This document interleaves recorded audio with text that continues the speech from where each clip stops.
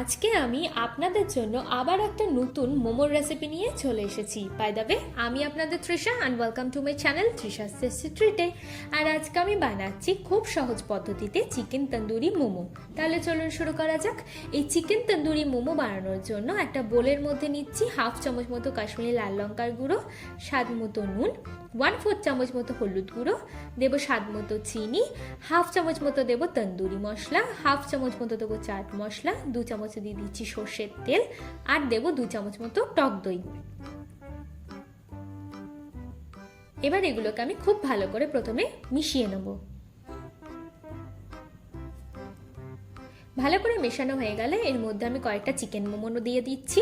আচ্ছা, আপনারা যদি এই চিকেন মোমোর রেসিপি দেখতে চান তাহলে ডেসক্রিপশন বক্সে আমি লিঙ্ক দিয়ে দেবো, আপনারা গিয়ে চেক করে নিতে পারেন। এবার আমি এই সব কিছুকে একসাথে খুব ভালো করে মিশিয়ে দেবো। ভালো করে মেশানো হয়ে গেলে এর মধ্যে আমি একটা ফয়েলের বাটি নিয়ে নিচ্ছি, দিয়ে এর মধ্যে ভালো করে গরম করে নেওয়া একটা চারকোল দিয়ে তার উপর থেকে আমি 2 চামচ মতো ঘি দিয়ে দেবো, দিয়ে একটা প্লেট চাপা দিয়ে আমি 30 মিনিটের জন্য এটাকে রেস্টে দেবো। দেখুন 30 মিনিট হয়ে গেছে।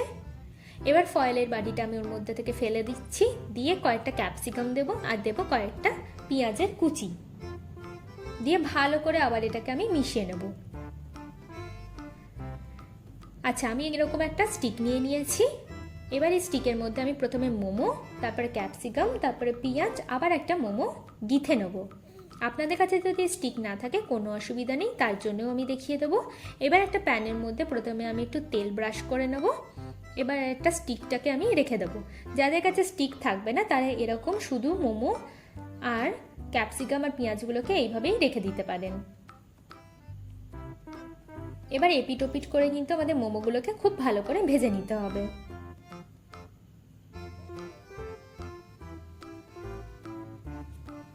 দেখুন মোমোগুলো কিন্তু আমাদের প্রায় রেডি হয়ে গেছে।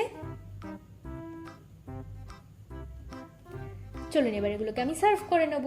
মোমোর সাথে যদি আপনারাও এরকম ঝাল ঝাল মোমোর চাটনি খেতে চান তাহলে ডেসক্রিপশন বক্সে আমি লিঙ্ক দিয়ে দেবো, আপনারা গিয়ে চেক করে নিতে পারেন।